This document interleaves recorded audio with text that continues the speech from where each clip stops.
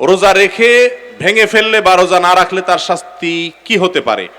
ভাইরা আমার, আবু উমামা রাদিয়াল্লাহু তাআলা আনহু বর্ণনা করেছেন, নবী করিম সাল্লাল্লাহু আলাইহি সাল্লাম বলেছেন যে তিনি একবার স্বপ্নে দেখেছেন দুইজন ফেরেশতা এসে তাকে বাহু ধরে তাকে নিয়ে গেছেন এক জায়গায়, পাহাড়ের চূড়ায় উঠতে বললেন। তিনি বললেন, আমি এত উঁচু পাহাড়ে উঠতে পারবো না। সাহাবীরা বললেন, আমরা তোমাকে হেল্প করছি। তারা নবী করিম সাল্লাল্লাহু আলাইহি সাল্লামকে সহায়তা করে পাহাড়ের চূড়ায় নিলেন। তিনি সেখানে গিয়ে দেখলেন খুব লোমহর্ষক একটা দৃশ্য। নবীজি সাল্লাল্লাহু আলাইহি সাল্লাম দেখলেন কিছু লোককে শাস্তি দেওয়া হচ্ছে খুব করুণ ভাবে। সে শাস্তিটা হলো তাদের উপরে প্রহার করা হচ্ছে এবং তাদেরকে উল্টো দিকে ঝুলিয়ে রাখা হয়েছে, গাল কাটা হয়েছে, রক্ত পড়ছে। জিজ্ঞাসা করা হলো, এরা কারা?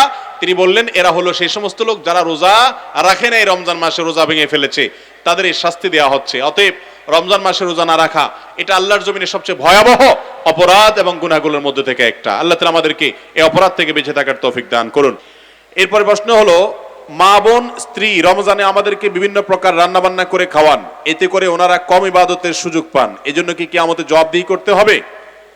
খুব সুন্দর একটা প্রশ্ন ভাই। রমজান মাস এটা হলো খাবারের মাস, খাওয়ার মাস, ঠিক না?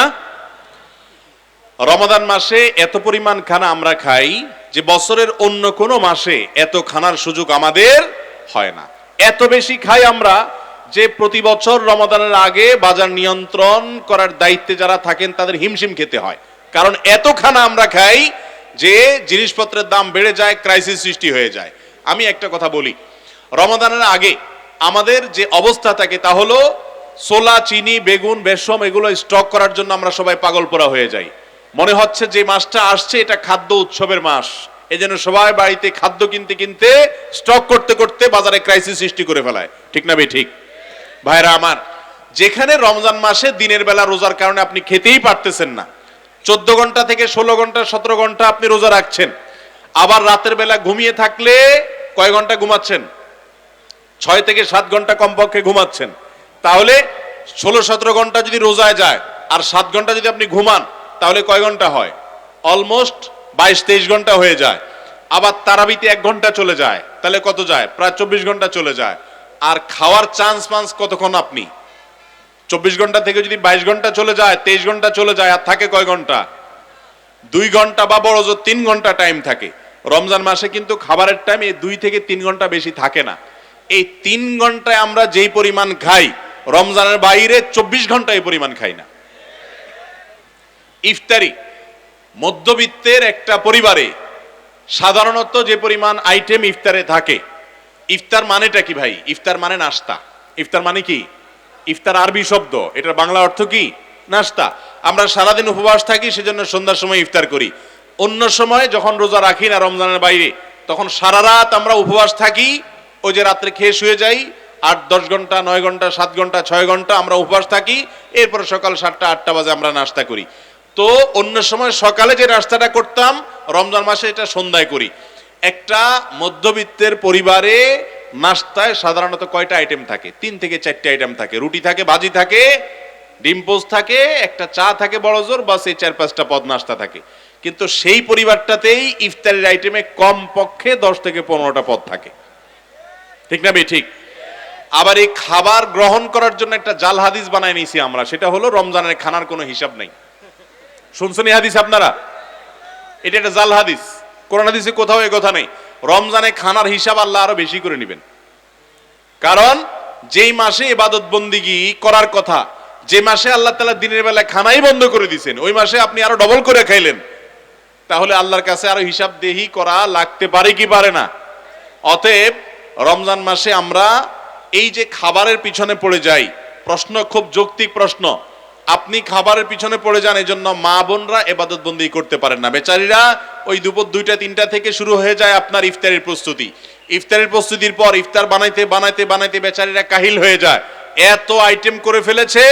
এরপর আপনি অফিস থেকে এসে, কর্মস্থল থেকে এসে বাসায় আপনি নামাজের আগে কোন রকম 2-4-5 পদ দিয়ে খায়া যায় নামাজটা পড়েন, নামাজ পড়ে এসে দ্বিতীয় ইনিংস ঘোষণা করেন, আইসা সেকেন্ড ইনিংসে খানা শুরু করেন, আছে না নাই? প্রথম ইনিংসে ইফতারিতে 2-4 পদ খায়া এরপরে যায় আপনি বিরতি দেন, বিরতি দিয়া মাগরিবের নামাজ পড়ে হাঁটে আসলেন, গেলেন, আর একটু ক্ষুধা হইলো, বাড়িতে এসে জামা টাপড় খুলে এরপরে আপনি সুন্দর করে আবার সেকেন্ড ইনিংসে বসেন। বসে খাইতে থাকেন, খাইতে খাইতে খাইতে খাইতে এশার আজান দেওয়ার অবস্থা হয়ে যায়। আবার কোন রকম এশার নামাজটা পড়তে যান, এশার নামাজটা পড়া শেষ হইতে না হইতে আইসা আবার বলেন যে হ্যাঁ শেষের একেবারে লাস্ট ইনিংসে কি আছে। ঠিক না বে ঠিক?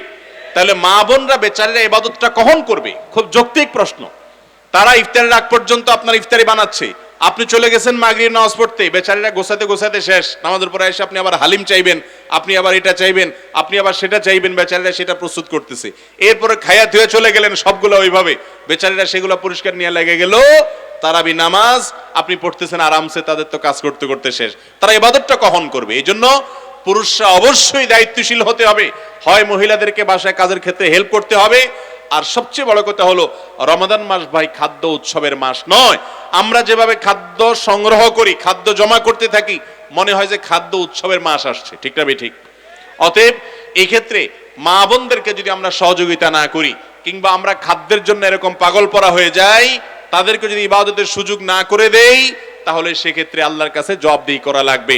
তবে হ্যাঁ, মা বোনরা রোজাদারের জন্য যে পরিশ্রম করছেন, কষ্ট করছেন, এর জন্য তারা আল্লাহর কাছে অবশ্যই আজর পাবেন, এর জন্য অবশ্যই আল্লাহর কাছে তারা সওয়াব পাবেন। কিন্তু এই রোজাদারের জন্য কষ্ট করার সওয়াবটা শুধু তাদের দরকার না, আপনারও দরকার আছে। তাহলে আপনিও ওই মহিলার সাথে পেঁয়াজি বানাবেন, আপনি তার সাথে অন্যান্য কাজ করবেন। আল্লাহ আমাদেরকে তৌফিক দান করুন। রোজা রেখে সারাটা দিন রাসূল আকরাম সাল্লাল্লাহু আলাইহি সাল্লাম কিভাবে কাটাতেন? ভাই রোজা রেখে নবী করিম সাল্লাল্লাহু আলাইহি সাল্লাম অনেক সাধারণ আমলগুলোর পাশাপাশি নফল আমল করতেন। যেমন কোরআনে কারীমের তেলাওয়াতে তিনি সময় দিতেন প্রচুর। রমজান মাসে রোজা রেখে তিনি অন্যান্য কাজের পাশাপাশি দানশীলতা তার অনেক হতো, প্রচুর পরিমাণ দান করতেন রমজান রোজার মাসে। আর দিনের বেলা রোজা রেখে রোজা অবস্থা বিশেষ করে দোয়া করাটা হাদিস দ্বারা প্রমাণিত। দোয়া বেশি বেশি করা আল্লাহর কাছে এবং মেসওয়াক বেশি বেশি করা, এগুলো নবী করিম সাল্লাল্লাহু আলাইহি ওয়াসাল্লামের হাদিস থেকে প্রমাণিত। এরপর প্রশ্ন হলো, আল্লাহ কোন বান্দাদেরকে বেশি ভালোবাসেন? ভাইরা আমার, কোরআনে কারীমে আল্লাহ রাব্বুল আলামিন তার বিশেষ কিছু বৈশিষ্ট্যের, বিশেষ কিছু গুণের মানুষকে ভালোবাসেন বলে জানিয়েছেন। কারা তারা? আমাদের মধ্যে কার ভিতরে এই বৈশিষ্ট্যগুলো বেশি আছে আমরা মিলিয়ে নিতে পারি। যেমন কোরআনে কারীমে কোথাও আল্লাহ বলেছেন যে আল্লাহ রাব্বুল আলামিন মুত্তাকীদেরকে ভালোবাসেন, কোথাও আল্লাহ তাআলা বলেছেন তিনি মুহসিনদেরকে ভালোবাসেন। মুহসিন মানে শুধু ভালো কাজ করার চেষ্টা করে, সৎকর্মশীল মানুষ, খুঁটে খুঁটে ভালো কাজ কোনটা আছে সেগুলা করে, নেক আমল করে। এরপরে আল্লাহ তাআলা সাবির, ইন্নাল্লাহা ইউহিব্বুস সাবিরিন, আল্লাহ তাআলা ইউহিব্বুস সাবিরিন, ধৈর্যশীলদেরকে পছন্দ করেন। আল্লাহর পছন্দের তালিকায় রয়েছেন তাওবাকারীরা, যারা পাপ হওয়ার পর তওবা করে সঠিক পথে ফিরে আসে, আল্লাহর কাছে মাপ চায়, তাওয়াবিন। ইন্নাল্লাহা ইউহিব্বুত তাওয়াবিন, আল্লাহ তাআলা নিশ্চয়ই ভালোবাসেন তওবাকারীদেরকে। ওয়া ইউহিব্বুল মুতাতাহহিরিন, এবং যারা পবিত্রতা অর্জন করতে পছন্দ করে, অপরিচ্ছন্ন থাকে না, নাপাক থাকে না, এই মানুষগুলোকে আল্লাহ কি করেন? পছন্দ করেন। আল্লাহ তাআলা আমাদের সবাইকে আল্লাহ তাআলার পছন্দনীয় মানুষের, আল্লাহর পছন্দনীয় বান্দাদের কাতারে শামিল হওয়ার তৌফিক দান করুন।